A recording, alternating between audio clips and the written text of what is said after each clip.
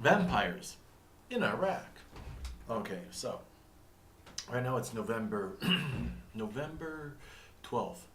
Veterans Day was yesterday, and fittingly, we are slogging our way through the notes that I took around 2008. Was it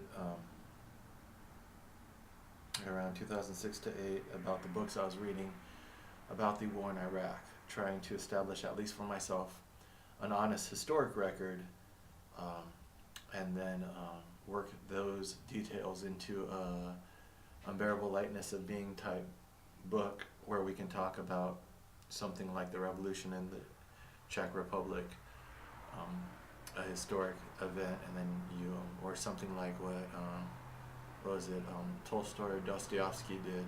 I haven't read those Russian literary novels. Um, I should someday. But historic fiction that dramatizes actual events to help us learn from them, as opposed to watching a bunch of superheroes exercise propaganda on screen. So, we are on page 19 out of 41. Even though I'm losing the sunlight behind me, I took, today's Monday, the 12th, so I took the weekend off.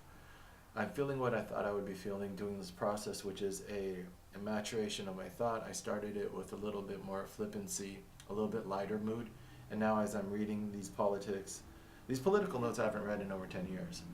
So as I'm reading the stuff that I was so involved in and emotionally invested before I did so many other things. Shortly after I did this, I went to Puerto Rico, which was a whole nother chapter in my life. I learned a lot about love, a lot about natural beauty, a little bit about physical violence. Had some run-ins with some people and some things down there. Came out of that a little bit more mature, romantically and personally. And then I went to Occupy Wall Street, where I got to test my idealism against the world. And we had all these other people who came out from all over the United States. Some of them were internationals, and then we got to test that against the real world. And then we got Barack Obama and his administration's response, and then also the mayor at the time, Bloomberg, the billion-dollar mayor, his response to activism on the street, and it was a physical, violent, bloody one. Personally, I got abused, jumped by some of NYPD's finest. And they broke my things, broke my laptop, took my things. Didn't get any recompense, didn't get my day in court. Still waiting for that, I guess. So, and then after that, I guess what I'm gathering in this reflection on my life, I've taken 2018 to reflect on my life, how I got here, and if I actually believe in what I believe, where I got those beliefs, and edit out the bullshit. I started it November around 2017, but really in January 2018 realized that this was going to be a year-long project. What I'm realizing is that my real estate career, although it was necessary, I needed to eventually make money in life and prove to myself I could do it, to take that excuse off the table, that my politics and my personal path weren't a reaction to poverty, which in some cases they are. When you grow up without money, you definitely have to have some money in your hands in order to take that off the table. When Al Franken was running for office, I think it was Chuck Schumer or someone, one of the higher up Democrats, asked him if he had an actual income, which he explained that he was making decent money as a comedian and an entertainer and a writer. And then they said, that's good, because when you get into politics, you want to make sure that you have a income and a career, so that way you're not just dependent on political donations and money, even though they are, and we all know that money is too involved in politics. But I guess that's what I was doing personally with myself, common sense wise, is make sure I can have a career and a living before I get too involved in politics. And I noticed that because in Occupy Wall Street, we were too dependent on outside money. And I think that was one of my main insecurities, that I had never actually stuck to a career. And so when people would say, just get a job, I couldn't say, well, I have, and this is what I believe in, this is my passion. But now I can say that. I can say that I've made $500,000 in my life, and not many people have done what I've done. So I can say, I do what you do. Now can you at least listen to what I'm trying to do? So I'm realizing in this reflection over the year that that period of my life of real estate was a bit of a reaction. I did do it with my heart, and I liked real estate, but as I go back to especially these notes about Iraq, this is really grounding me in the principles that I was living, and which I seem to have put on pause. So this is a sobering. All the other videos have been a little bit light, but this series of videos, we're on the fifth or sixth one now, yeah, have been more sobering. So that's interesting. But we can't dwell on this because there's lighter stuff coming up. I've made lighter art, and I'm going to pay attention to when I say That's interesting. But now we're 5 minutes into this video and I haven't even read it. So we're going to get back to it. I just watched the last part of the last video where we talked about that image and that trauma.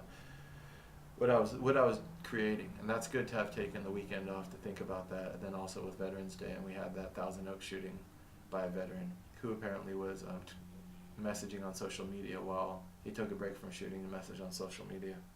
So I think this is all very topical and relevant right now. As one quick aside before we get back into it, I was supposed to speak at a veterans group in Redlands. Redlands is a city I went to high school with, and I've recently connected to people on Facebook, which I just deleted again, but I think I got what I needed out of that for my life review. Connected with some old friends and got some feedback.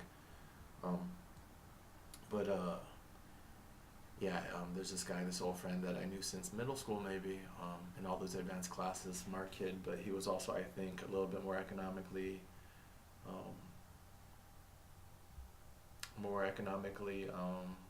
lower level like myself, so I think that's why I related to him. He was a smart kid, so he's got a decent job now and he's got a wife. Seems like he has a nice life, and he asked for veterans to reach out to him because he was putting together this veterans group so we could talk about stories of when we were in the military.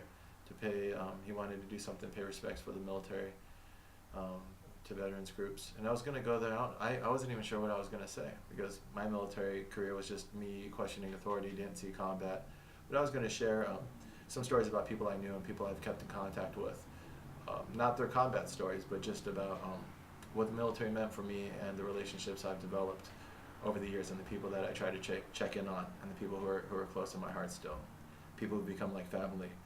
And then I might have spoken on my own family, but that was canceled. That was canceled today, and he messaged me this morning and said that they lost the venue.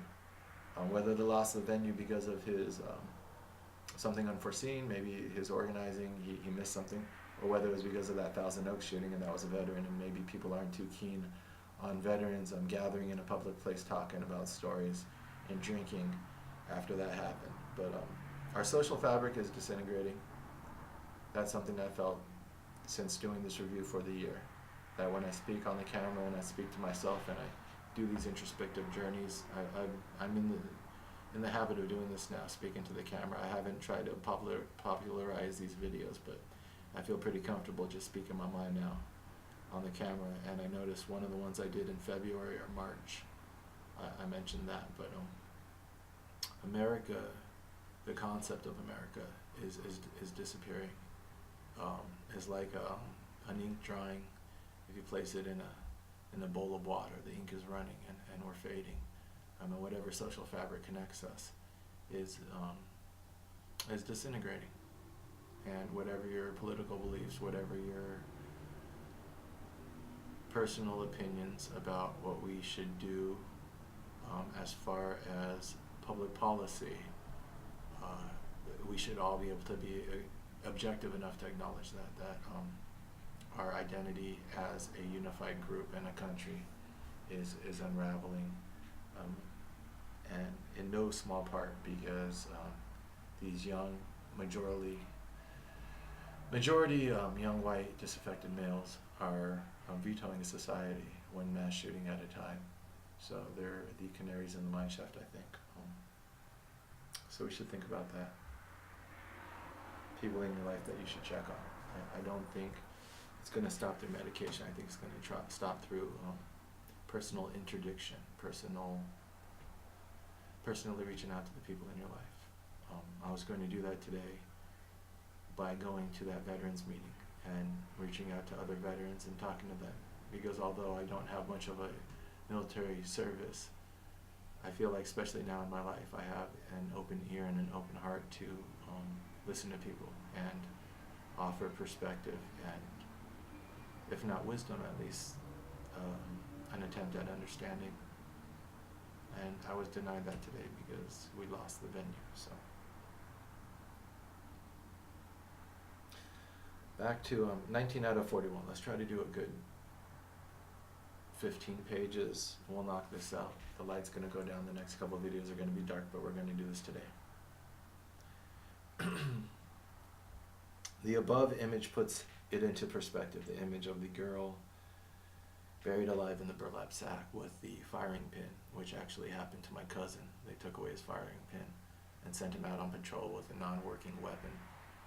I was going to dramatize this and put that firing pin into the vagina of a underage girl, which he had been corresponding with, to just, how fucked up can you make the situation? I was going to make it really fucked up. The above image puts into perspective, will we choose to be the caretakers of innocence or its destroyer? Have an innocent incident referred to in the beginning of the book, but that not described explicitly, of when, after Nick heard of Pop's emailing penis to little girl, Nick had one of his episodes and he broke Dad's leg. Took his laptop, drove it down on his kneecap, bursting it. Now it is explained, understood, as well as Dad's comments and his aloofness. Nick is big, strong guy, was athletic in his day, wrestler terminology, participated in company fight clubs, earned respect this way. Now he's chubby. Dad uses this as an excuse to leave the house. Crazy Nick called the cops and Nick went to jail. Talk about the VA refusing to admit him for a long period of time, released him. Refused to call it PTSD, referred to it as a family dispute. So I have to contextualize this. My dad got scammed, sent some money to one of these internet floozies. When I say little girl, we're talking about not an underage girl, but a young girl. But my mom found out that he was sending dick pics and money to one of these young girls, like on the internet, who, they 18 to 22, who, you'd hope that they're at least 18, but they don't present themselves as underage, but they're just these cute young flirts who entrap older men to send them money. To balance it out, so I'm not just talking negative about my dad. He has epilepsy. He takes a heavy barbiturate, which side effects are depression. I've noticed in my life when I get into cycles of heavy pornography use or heavy marijuana use, depression is a part of it. I don't think I'm clinically depressed, but when you're down for long periods of time, you're going through a breakup or something, women eat ice cream, men binge on porn. I feel like my dad, it's a little bit harder for him to stay in positive mind states because of the medication he takes, and that's just medically verifiable. I don't think it's an excuse because I hold him to a high standard, because he holds me to a high standard. That's what good men do to each other. So I feel like I have my values because I was raised in a certain household, and I just hold up a mirror to my parents. So at that time, I was very disappointed in my father for doing that, for disrespecting my mother. These are some of the values I take to relationships, even though I haven't always been the most loyal in relationships, that you keep your sexuality within your relationship unless you both have a discussion that you're going to try something open. And even then, I'm very suspicious of those things. I don't know if men are naturally monogamous. I don't know if I have the capability to be monogamous, or if I'm just always going to also seek stuff out of the relationship. But I've at least made a promise to myself that I'm going to be open and honest about my actions with my partner. And if I don't feel like the ability to commit with a partner, I'm going to tell them that if I'm going to wander, then this is just who I am, and accept me. Sexual morality, just like sales morality, is something you have to come to personally. And how are you going to make money? How much are you going to tell the client the truth, and how much are you going to try to steer them into a sale? And I respect salespeople who are honest as much as they can without endangering their livelihood, their ability to make money. You always need a little bit of salesmanship, but do right by the client, because you don't want to have to unwind bad business. I stand by that. I've seen it over and over again, especially if I'm trying to act with integrity. Unwinding bad business is just a pain in the ass for everyone.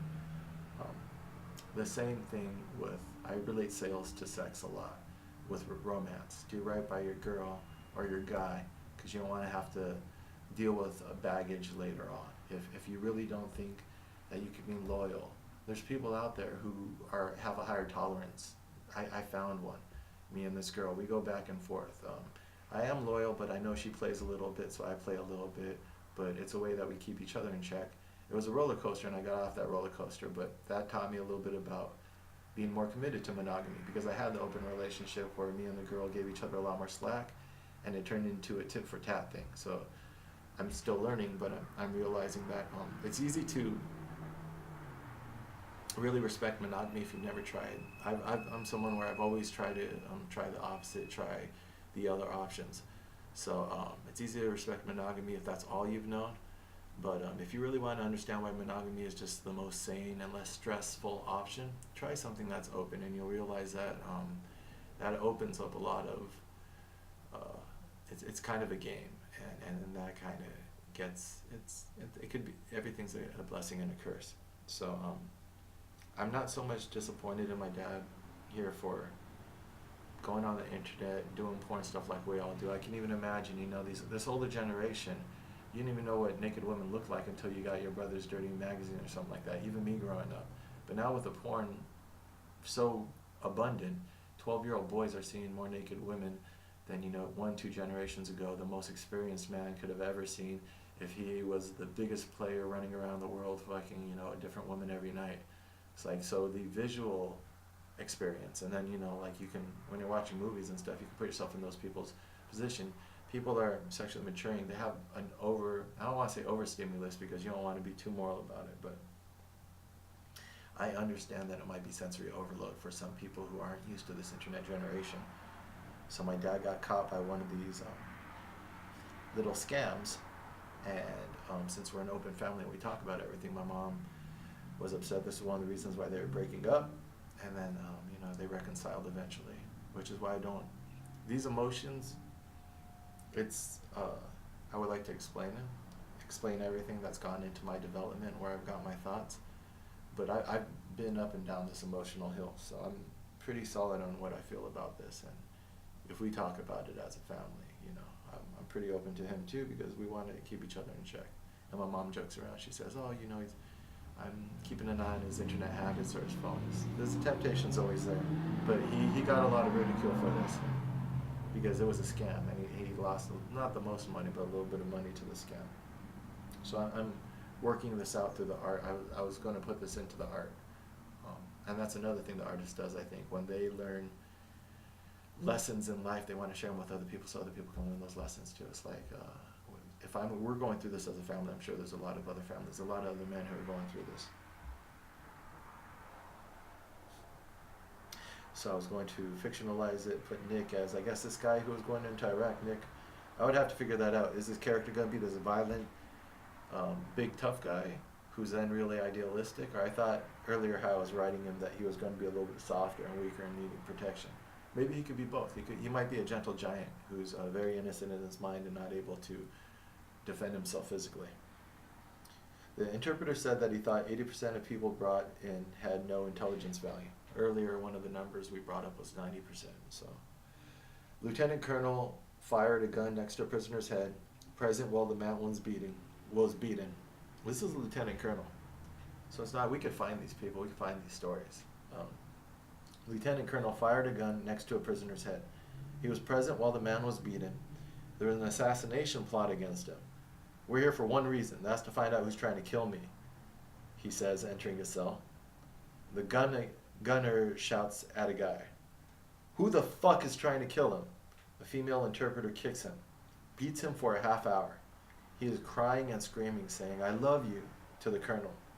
They put his head in a clearing barrel, which is a sand-filled oil barrel, tipped sideways, used to make sure there's not a live round in the firing chamber when you come back from patrols.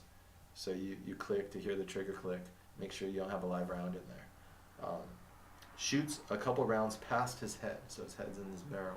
Imagine an oil drum, and your head's in there, and there's sand, and they shoot a gun right next to you. So a gun by itself going off past your ear can blow your eardrum out. Now this is within an echo chamber of metal.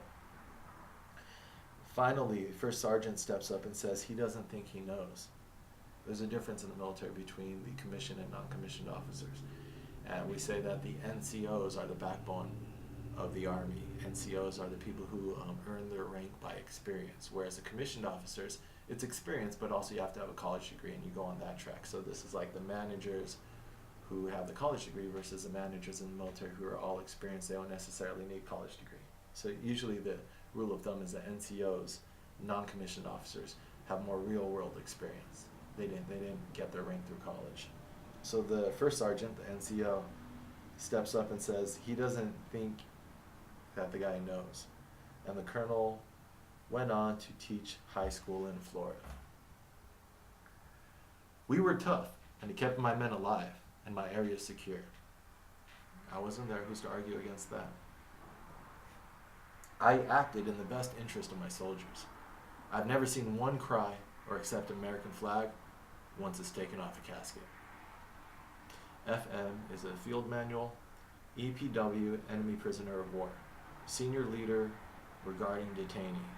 These are not EPWs, prisoners of war, so they're saying they're not or EPW is a POW. They are terrorists and will be treated as such. Now that senior leader saying that, we know that instead of raiding one house, they'll raid a whole block of houses, and we know that 80 to 90% of these people, self-reported from the notes I'm reading, have no intelligence value. And so you're claiming that 1 out of 10 of these people are useful, but you're calling all of them terrorists, not even prisoners of war. So this is the exact opposite sides of the scale. One side of the scale is objective metrics from the data we're collecting, that these people are not useful, and we are terrorizing these people as opposed to collecting. We also know that we're not following the military manuals that we've earned through insurgency campaigns, that this isn't how you conduct an insurgency campaign. So when this guy says, a senior leader, when he says these are not EPWs or POWs, they're terrorists and will be treated as such, what are you basing that off, other than your own bias? My thoughts, these are my thoughts. All it takes is a little sufferable yeast to get people drunk on violence. So that's like a little metaphor I just threw out there while I'm reading this. Even right now while I'm reading these notes, I'm getting emotional and feelings and everything.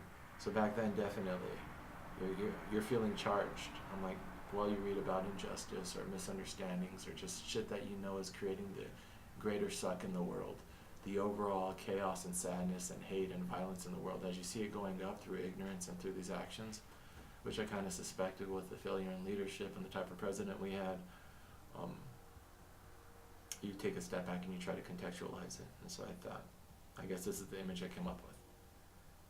Sufferable yeast. So a little bit of assholery, ignorance in leadership positions will create, so this, it's a metaphor for like how yeast creates the fermentation, which creates the alcohol that gets us drunk. You don't need much yeast in order to start that chain reaction. So I'm noticing we starting a chain reaction.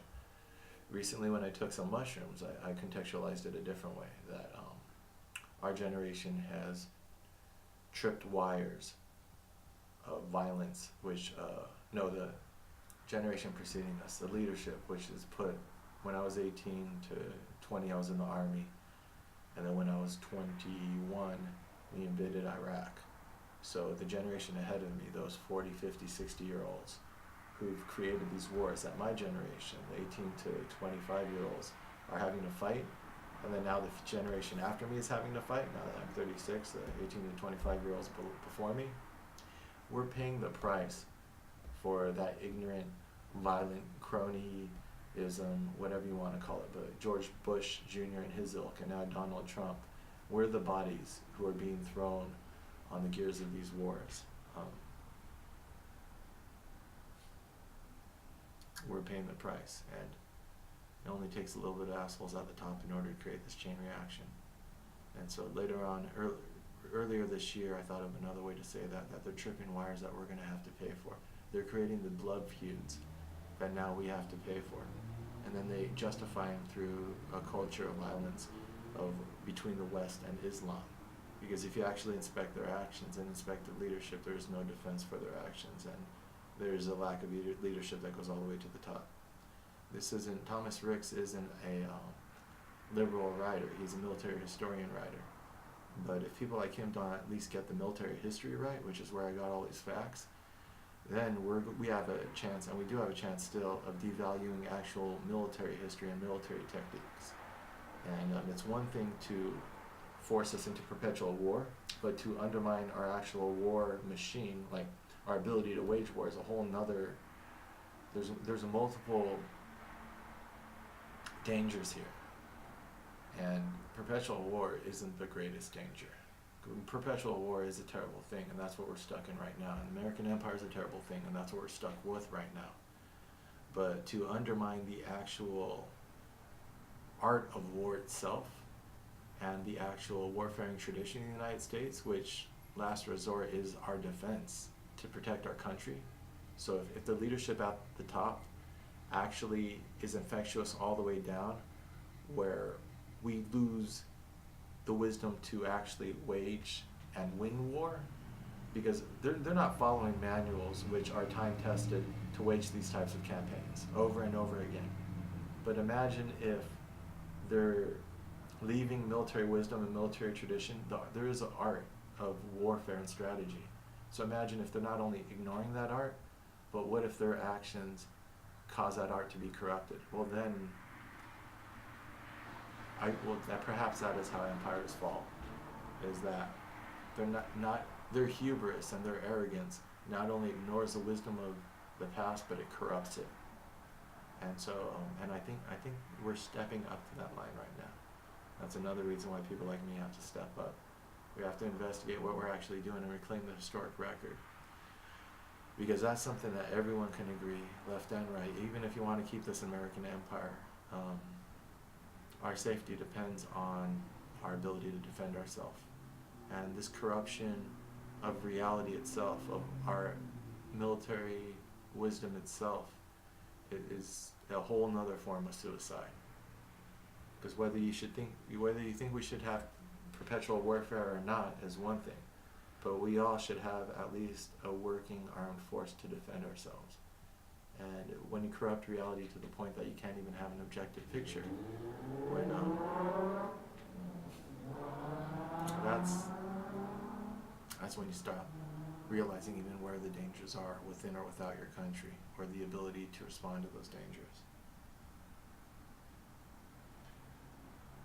ICE, Interrogation Control Element, essentially holds hostages arrested because they are a family of individual targets by a brigade base, released when they surrender.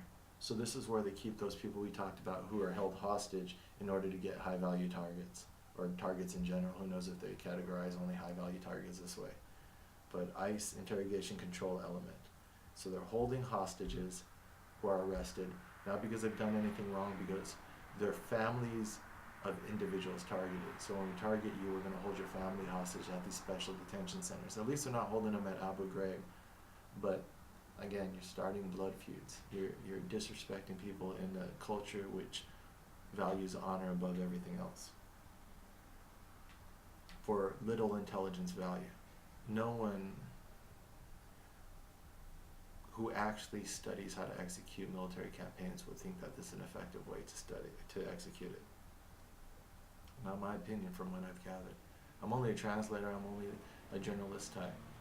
These aren't my thoughts, I'm just trying to make sense and sift through all of this. Talk about NCOs being the backbone of the Army, I just did. But good officers are inspirational, which they are. Detainees arrived at a cage, badly beaten. Some units wouldn't take THT, Tactical Human Intelligence Team, on raids because they didn't want oversight. Have the soldiers reject this team on the last raid. The interrogators would lie and say injuries were sustained during the capture. So if I had stayed on my track and learned Arabic, my first language, when I signed up in 2000, I would have been graduating from my program just in time to probably be shipped over to Iraq, and that's maybe what I would have been, an interrogator going house to house on these raids. Isn't that interesting? Have the last episode happen because there's the death of a beloved captain. That is the structure of the company. The captain is like Eric Paliwoda, the 6'7" athlete at West Point. So this is a real person I was going to base it off. He was killed by a mortar attack while in his command post. Lieutenant Colonel commands a battalion, the same that acts crazy with a bad reputation. This is the 4th ID, the 4th Infantry Division. 1/8 Infantry, 1st Battalion of 8th Infantry Regiment. Use these terms in the military, how they organize, how the components stack up to make the larger divisions. With a heavy dose of fear and violence and a lot of money for projects, I think we can convince these people that we are here to help. With a heavy dose of fear and violence, right? That's not the real mission, though, to help. And that's what I keep in the back of my mind, because I have such a suspicion about George Bush Jr. and Bremer, just how corrupt the administration is. That they went in there to create a quagmire from the beginning. I really think that the fix was in from the beginning. If you take a step back and look at all this info. And that's all I ask anyone else to do. Don't take my word for it. I'm trying to show you as open and honestly as I can where my ideas come from.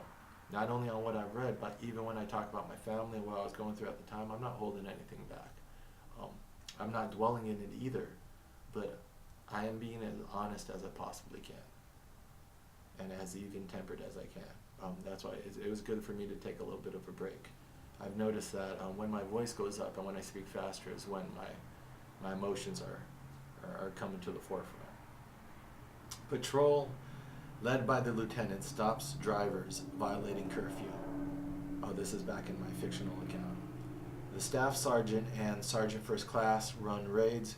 One led an Iraqi into his home, struck him. Oh, no, this is back into the actual account. This is from what happened about Eric Paliwada. So, patrol, I'm surprised that Thomas Ricks got so much information, which makes me really respect him and respect the military personnel who spoke to him, because if we didn't have these types of stories coming out, imagine if we were blind to the actual events. The average American is. And when I came back, I couldn't really, I didn't go.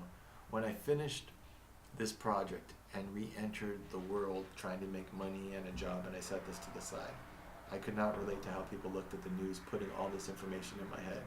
There's a very small fraction of our populace who has this information. People who actually served there and people who've read the military history. Everyone else has the news, cable news version. People don't even know we still have troops in Afghanistan and Iraq, which is completely disrespectful to our cultural narrative to do that. So the patrol, led by the lieutenant, stops drivers violating curfew. Staff sergeant and sergeant first class run raids. One led an Iraqi into his home, struck him 10 times, shot him 6 times with an M4 carbine. Another, quote unquote, fired a controlled pate of shots, a group of shots, and then a third into the attacker's head. A controlled pair of shots. So 3 shots into his head, 6 times total with an M4 carbine after hitting him 10 times. You know what? I am mixing fiction and reality. So I think this is based off of what happened after Captain Eric Paliwada was killed. But then I'm including, as I read the book, knowing how I read these books, I'm reading it and then I'm writing it on the notes that should be in my fictionalized account. But when I say have this or that, when I have instructions, like have this, do that, then I'm definitely talking to myself as a writer. Knowing that I've done this before, I go back and I read my notes. If I have question marks, I'm not sure. But definitely anything, telling myself to do something is telling myself how to plot something out. Have, after the commander's death, an order issued on raids. They're going after certain suspects who, if found, are not to be returned alive. So crazy, and sometimes I'll do comments like this, like just to emphasize, like it's so crazy, man. I'm my own best friend a lot of times. It's so crazy. Lieutenant colonel in charge of the battalion, this captain, is his star captain in the Star Company. So this guy was really loved. He was a super soldier, and you'll get these guys in the military. I knew a couple that they're just high speed as fuck, and everyone respects them. Like no one can say a bad thing about them. They're most honorable, the nicest. They're built huge, so everyone respects them because of their physicality, because of the women. They always have the best girlfriends. They drink everyone under the table. They're just like really, really solid character and solid soldiers. And I haven't, so I can imagine that these guys have this Superman of a soldier 6'7" out of West Point, athletic. He's like that Pat Tillman guy who played in the NFL and then decided to go become special forces. When you lose one of those guys, it's like you lost, one of the best soldiers and Americans that like our country produces. So crazy. So this guy was his star captain in the Star Company. The lieutenant even says how lucky he is to be there. The first sergeant is the evil one. I totally misinterpreted those first couple sentences. It should be so, comma, the crazy lieutenant colonel in charge of the battalion in my fictionalized account. This captain is a star captain in the Star Company in my fictionalized account. The lieutenant even says how lucky he is to be there in my fictionalized account is most likely. Not, this isn't from the notes from Thomas Riggs. The first sergeant is the evil one. Iago, that's how I know this is fictionalized. When I saw Iago, I was like, all right, I'm referencing a character from Shakespeare. I'm plotting this out. Should slow down and rant less and pay attention to what I'm writing more. There's a lot of different threads in these notes. I needed a lot more processing before I even was able to plot out this story. I got heavily emotionally involved in this project, I think, and then I had to shelve it and just walk away from it. I think I was starting to get lost in the forest of my ideas and ambitions and emotions. And then also because we were fighting as a family. Right after this, I think I separated from my family for a while, and I took a break from my folks. As an adult, sometimes when you're living with your folks, you're just like, all right, that was enough. I need to get back out in the world and stand on my own feet. Let them deal with their shit on their own. So the first sergeant is the evil one, Iago, who respects the captain but thinks he's too soft. He respects the super soldier guy. The lieutenant stays out of his way, out of the first sergeant's way. This guy's malicious and vindictive. The lieutenant was going to be the friend of Nick, remember? So the lieutenant wasn't the guy who got killed. I thought the lieutenant was going to be the super soldier. That was going to be the captain. So the captain was just going to be like our hero guy that we were going to set up to like die in order to make the whole company sort of get on edge and create this chain of events. Inciting incident is what you would call it in screenwriting, when you have an incident, an action which sort of sets the plot in motion. Have a couple stories, anecdotes about this first sergeant. Maybe he was transferred to another battalion, some dark spot in his past. He should be higher than a company first sergeant and is disgruntled about it. Start giving some motives to why this first sergeant is an asshole. So the lieutenant and Nick are out stemming the rows when they're called back to base. That's what they said in Brokeback Mountain when those guys were on the mountain, and that boss they had said, I didn't pay y'all to be out there stemming the rows. I don't think I was going to have them gay together. I think they just, like, other people saw their relationship as like, oh, those guys are probably like doing something funny. But I don't think it wasn't going to be literal. They get separated. This is the night the shit goes down. So the lieutenant wasn't going to die? I thought I was going to kill the lieutenant. Maybe not. Maybe they just got separated.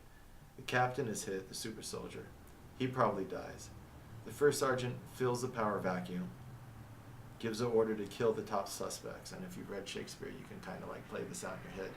Now you have an evil character that we've pretty much said is evil. We've set everything in motion. We've set the stage. Well, we set the stage first for the characters and their motives. And then we have the inciting incident. Super soldier gets killed. And now you see this power vacuum that the first sergeant is going to step into. And you can just imagine how bad it's going to get.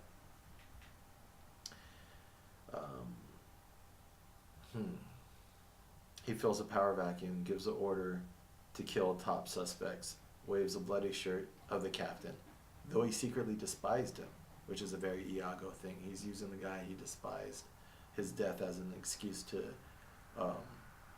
get back at his enemies, basically get out some of his frustration of not being the higher rank he wants, and then also give shit to some of the people he doesn't like in the company, and also kill people. Maybe this is just a guy who has a little bit of bloodlust. He gives the order to kill top suspects, waves a bloody shirt, although he secretly despised him. The first sergeant is wiry. He smokes. He's a foil to the captain, self-depreciating, and hams it up to authority. These are just people I've met in my life. He was the assistant to the crazy lieutenant colonel, but demoted. The rumor is he took the fall for the colonel. So these are just mechanisms of power within bureaucracy. That both he and the lieutenant colonel are dirty, kind of like watching each other's back, wiping each other's hands. Both of them don't really have respect for honor or honesty. He claims, and they ground their morality in a racism and a very simplistic view of the world. Ethnocentrism, you can call it, at West versus Islam. He claims that the captain is pretty to look at, but pretty don't win wars. This is before he died. He would say stuff like this. Heroes don't look like they do in the movies, kid. They're mean and ugly. They know how to win. So if you can imagine our enemy saying that, these are little like throwaway lines that you can insert into the story maybe. The lieutenant goes on a mission. So this is interesting. This whole paragraph is plotting. This is when you're inspired. When I'm reading all this military history about ongoing current events, I get inspired. So now my mind is just, and that's what I'm finding with my artistic processes. I tell people with art, treat your mind like you would a child. Give it plenty of space to play. I do give it boundaries, and then I do put away the toys at the end. So that's what I'm doing right now this whole year. I'm going finding all these scraps, all my little toys, and I'm putting them back in my toy box. So I'm realizing that these are really cool. I was onto something. I was playing with some really cool plot devices, and this is very cinematic. I can really see the plot coming together in my notes here. This evil first sergeant is shaping up pretty good, and then the plotting of how we get to that image. Once you have that image, that lump in the throat of Nick finding that little body and going through that, and once we give Nick that type of trauma, now we have to walk our way to that. Now we have that image we want to get to, but we want to make sure that dramatically we increase tension enough to get to there where it's a shock, but it's not shocking. It makes sense. You want to take your characters and really, like Kurt Vonnegut said, you want to be horrible to your protagonist. You want to really torture him. You want to just like almost break him, or even break him before you give him redemption, or even don't give him redemption if that's how you want to. That's the fable or the moral you want to give. But we have to make sure it's believable every step of the way. So I like these words I'm putting into the first sergeant's mouth. The lieutenant goes on a mission.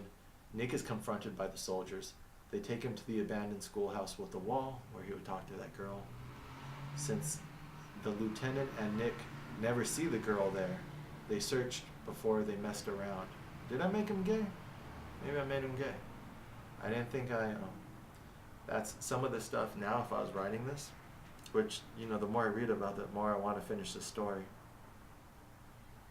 I would be like, some of the stuff I would go and I would do a maybe. Like, do I really want to bring Nick back and then have that relationship with Fran, who apparently is his brother, and process all that stuff I did about my family and my dad? Because some of those stories could be separate. That all could be separate works. So they were going to be gay, and they're going to be out there messing around. I mean, it does heighten the risk and heighten the stakes if now we have the romance going on, inserting a little Brokeback Mountain into the middle of all this other craziness. But it would just have to be believable to the characters. The lieutenant was going to be really Christian, so if the lieutenant being really Christian and then going against that with Nick, but would it make sense for Nick to be gay? You have to really think about these guys' characters and their backstory. You don't want it to be like convenient just to throw it in there, and also it might be confusing because there's so many other emotional threads in here. If we do that one as well, then we have this is about sexual identity as well as the war, as well. Well, I mean, it might be a good foil to the heterosexual identity of the father later on. So now we have, a homosexual identity narrative, and then we have a heterosexual identity narrative, and what it means to be loyal to your wife in this internet age with this new generation, which is really what I did want to speak about that. Turning, the father into a sympathetic figure who gets conned into this, internet, give me money and, I'll send you naked pictures of me type thing. They take him to an abandoned, so they messed around in that schoolhouse. Wow, Shaz, you went there. It makes sense because she sneaks in at night, so they couldn't find her. Um, and it also, if we do have that type of romance, that allows the soldiers to be even harder on Yank. Now my cousin, I haven't heard anything about him being gay. That has nothing to do with his story. And this also might be me just trying to write something, because I think I just watched Brokeback Mountain around this time. I'd have to see when did that come out. And sometimes when you watch good art, you want to write something like it. So maybe this was just me trying to get my Brokeback on. I argue with, not argue, but my brother's gay, and we go back and forth whether it's nature or nurture, and I try to challenge all beliefs, including that one. And since he's my brother, he forgives me, so I have a lot of leniency, and I cannot offend him. Even when I offend him, he tells me, and I back off and give him autonomy. That if I'm not gay, he has control over his narrative, and so he's the authority on gayness, not me. But I just say, the medical literature says that it might be more, nurture than nature. It might not be genetic. That's a popular thing to say nowadays, but that might not be factual. It might not be biological. Doesn't mean they deserve any less rights. Even if it's not technically genetic, how much are we a product of environments that we don't control? But I would go back and forth on that, and I still, I'm curious about literature like that. But that being said, I hadn't really seen any gay romances that were believable to me until I saw Brokeback Mountain. And Brokeback Mountain was the first movie, that's why that's such a good movie. It was a romance that stands up with like any other heterosexual romance. It's such a good movie, so well acted, so well written, well composed, that it was believable to me. And to get someone I think I have a strong heterosexual bias, which might be a part of why I'm skeptical about the medical literature on whether homosexuality is genetic.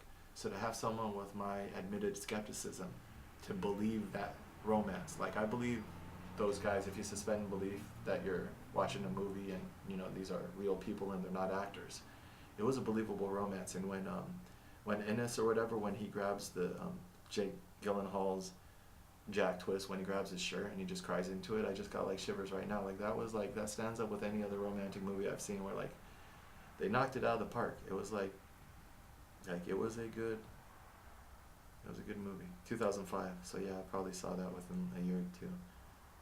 So I'd have to make sure when I'm writing this that I'm just not like, once you see like really good art like that, you're like, all right, I don't want to take my swing at something like that. So like it has to be honest to the characters. And also, just like why I shelved this, because I wasn't, I'd have to really talk to a lot of service members to make sure that my character development and my plotting and my circumstances were true to real life circumstances. Reading a book is one thing, but you gotta talk to the people. If I was gonna insert a homosexual romance in here, I'd have to run it past some real homosexuals and ask them if this is believable. I don't think that only people of an identity or culture can tell their stories, because there's some gifts that not everyone has, and if I have a gift for storytelling or plotting or whatever my gift is in art, but if I do have a gift, then I should share that. If I want to give that to a culture that I'm not a part of, then why is that a bad thing? But it's not. Some people will call that cultural appropriation. I think that's how we learn about each other's cultures. But at the very least, out of respect for that culture, talk to an authority and acknowledge that if you don't live, like if you're not a part of that culture, then you're not the authority. So no matter how much you have, no matter how strongly you feel like you have a gift for storytelling,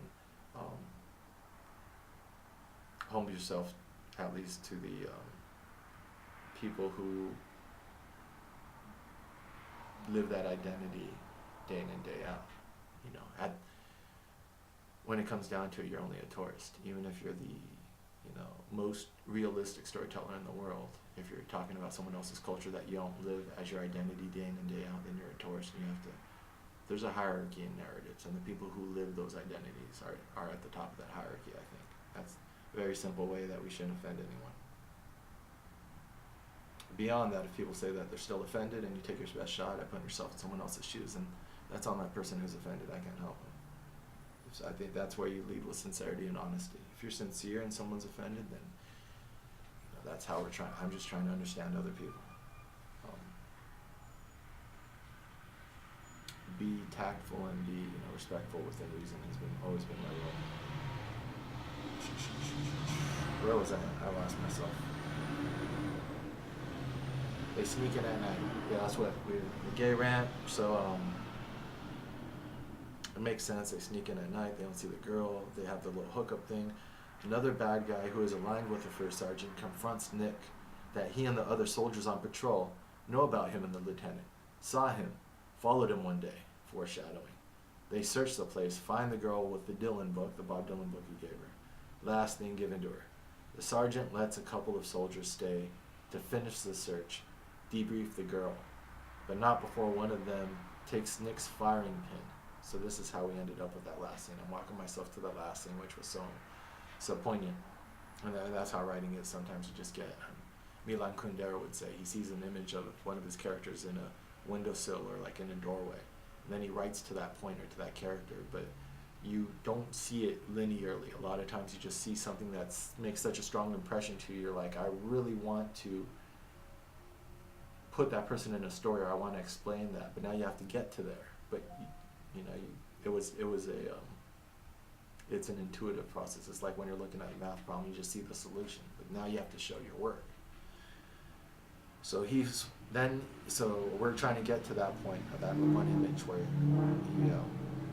he has to crawl out and dig for her body. And, then he's forced to go on a raid with them. So this is basically when all of this is happening. It's going to be in the same day or the same sequence of events. The captain's killed, and then all of this was happening, and then the lieutenant and Nick are trying to do their thing, and then they get or Nick. Now there's the reveal. We know your secret about the gayness, and there's still homophobia in the military. I'm sure there was when I was in. So now this is even more on top of the fact that people don't like him. He's forced to go on the raid with them for some reason. He was exempted from doing this, exempted from going on the raids. The other soldiers resented him because of that. So that's like, am I decided on this or not? They also resent the generals. The major general is housed in former Saddam's palace in Tikrit. I'd have to check my geography to make sure this all makes sense. It's all based off of stuff I've read, I'm sure. The above scenario needs stories of trysts in abandoned school buildings, or like if this is going to happen, how are we going to flesh this out? Stories of company life to sketch out the character. Don't just have the bad stuff, but also some good stuff. If not actions, then intentions, people. Lance Corporal regarding Abu Ghraib. So now we're back to reading military history. Some assholes just lost the war for us, but we're the top command even trying to win. So there are good people in the military who are trying to step up and say stuff. You'll always find in history good people watching, trying to speak up. History is never black and white. Even I'm sure in Nazi Germany, there are people speaking up, trying to say things within reason without endangering their life. We're not that bad. We're not Nazi Germany. When people use superlatives like that, you undermine your cause. It used to be that as soon as you bring up Hitler in an argument, you lose. So, that was what we joked around when we were in speech and debate. So, you don't just jump to the extreme. But, and this shows you that, even if I want to advocate for an honest accounting of the history in Iraq, that doesn't mean that I'm trying to demonize everyone or say everyone's bad or all policies are bad. And here's an example of a Lance Corporal talking about some assholes just lost the war for us. There are rational people there watching everything go around. And these are the ones I want to speak up. We need them to speak up more, and we need to tell their story. The Iraqi Veterans Against the War is a great group of them, and I think they just changed their name. Abu Ghraib abuses. Prisoners made to masturbate in front of female jailers, naked, stacked, made to wear women's underwear. One dies beaten by Navy SEALs, made to crawl and bark like a dog, pissed on, electrocuted, sodomized, guy soldiers getting head, prisoners escaping, smuggling in weapons, Abu Ghraib being shelled with mortars, using dogs to scare prisoners, is called the doggy dance. You, as the average American, might not know these stories. This might be the first time you're hearing them, even though when they happen on the news, they would come up and then disappear. and this book was something I bought on Amazon. It wasn't smuggled to me underground.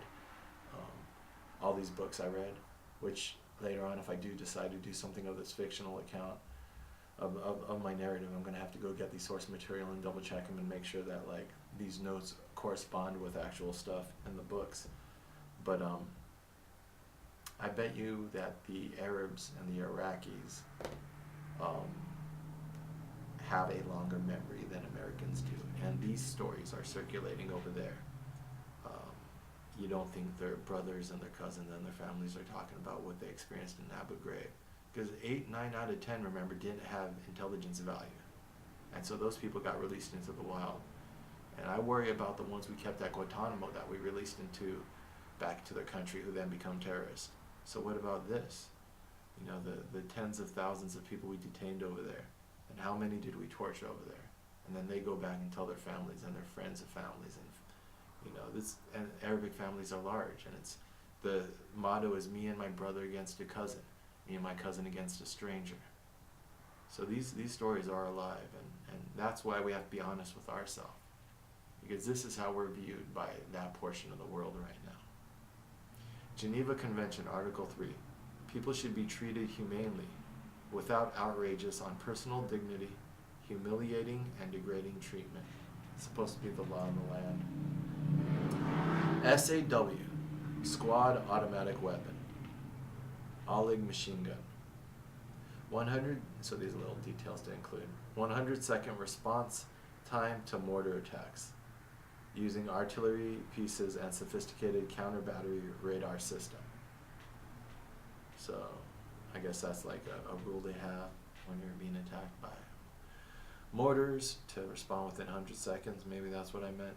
Maybe it's something different. 2-star general is 6'5", 250 pounds, bullet-like shaved head. So this is a real person I'm probably describing, to include I wouldn't just invent someone's descriptions. I would bar from real life, definitely. Have star generals move like amorphous ghosts, wraiths in Lord of the Rings, ambiguous, dark, and powerful. That movie kind of bugged me when it came out. As we start the war in Iraq, I started to become really sensitive to objectification in pop culture. And when we, it's very coincidental that we start these wars of empire and aggression, and then our movies start to have a preponderance of easily objectifiable villains. You don't sympathize with orcs because they're created all grown up, not as babies, and they're all violence and aggression. You don't sympathize with zombies because you can't rationalize with them. So the enemies that we're killing indiscriminately on the screen aren't people that we shouldn't negotiate with them because we don't have to. But in real life, we're torturing and killing human beings that are merely, most of them, it's self-defense. When you invade a country, what are they fighting for if not their self-determination? When we first went into Iraq, there wasn't ISIS, there weren't Islamic extremists. So all of the fighting we experienced were people who are just merely playing out our American our American ethos and myth is George Washington and fighting for independence, no taxation without representation. But what was Bremer doing? If you look at how they first organized the first elections, is we disenfranchised most of the tribal leaders. We disenfranchised most of the military when we went in there. So our actions from the very beginning were undemocratic. And so most of the resistance from the very beginning could be characterized as freedom fighters who are fighting for their autonomy of their country. And that's just, but you know, in our pop culture, our enemies are ghouls and ghosts and wraiths and orcs and zombies. You don't think, that's one of the reasons why I'm really stuck on right now, what I want to write about, is truth and narratives. What is the difference between what is true and what is a narrative? And are our truths in our popular culture and our social fabric, our identity, are truths being obscured by convenient narratives? Narratives that support, you know, dominant power structures and hierarchies. That's enough for now. We will do more the next hour.